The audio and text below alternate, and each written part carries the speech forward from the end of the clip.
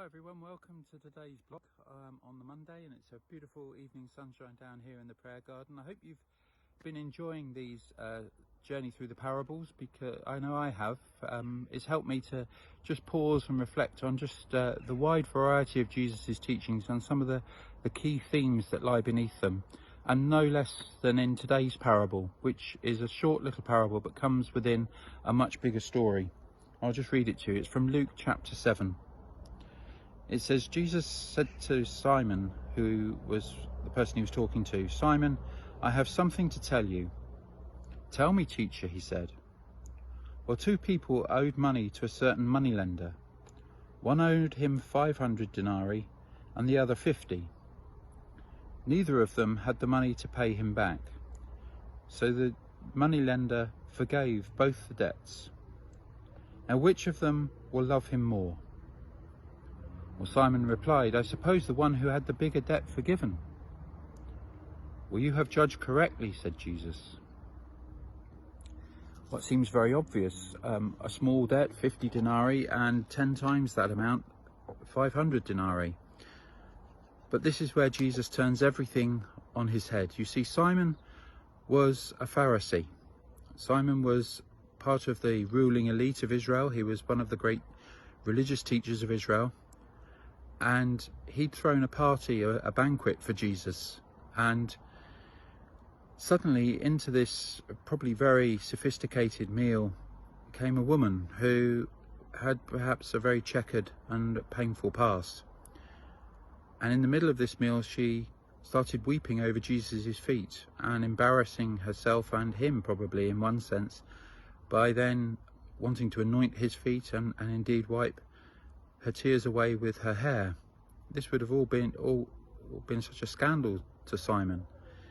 And he's thinking as much. If Jesus really is who he says he is, surely he would send this woman away. The problem is we can so quickly jump to judgments and see purely through our eyes. What Jesus does is turn it all on its head. Simon didn't think he had much to be forgiven. He was surely the righteous one, the one who was in the right here. But actually it's the woman. Why is it the woman? Well, it's one of those themes that Jesus seems to share, particularly in Luke's Gospel. When we think we've got it, we've lost it. And when we think we're not good enough, we suddenly discover it. And it's called grace. That beyond judgment, both the judgment of others but also the judgment of even of ourselves, comes something deeper, something more beautiful. Mercy, forgiveness, grace. Beautiful things that bring healing and transformation of who we really are. You see, we use the word forgiveness often in a very moral way.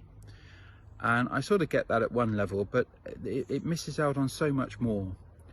Because one of the problems with unforgiveness is that it's a bit like carrying weights around with us. We live in a culture today which thinks, well, we don't do God so much, so we've got nowhere to take our stuff. So perhaps we can get away with it by saying it's not our stuff. It must be somebody else, or we just keep quiet about it. You know, we live almost in a culture which sort of, unless you're caught out, you don't actually confess or acknowledge anything.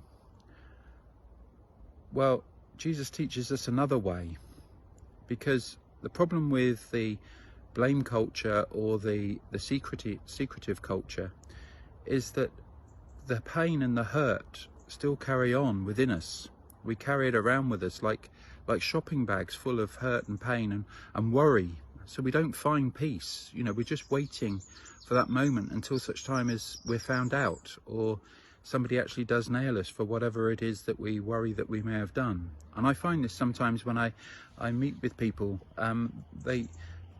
People will say it's not your fault, but the problem is that person is thinking it's their fault.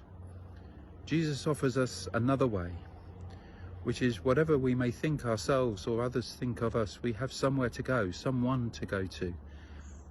And that's what this woman has discovered. She's discovered beyond all the labels and whatever anybody thinks of her, she's discovered instead, beyond that is mercy, acceptance and grace from an all-loving and all-forgiving God. And it's beautiful. So much is it beautiful that she weeps. And she discovers then that she is loved, she is valued. So she's actually on the way up. And Simon hasn't yet really discovered what that means. And we're somewhere in ourselves in between those two journeys.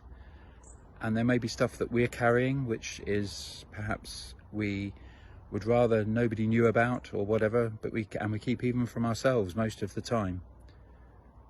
But there's a gentleman called Walter Brueggemann. He once said something very beautiful. He said, what is owned can be confessed. What is confessed can be forgiven. What is forgiven can be healed.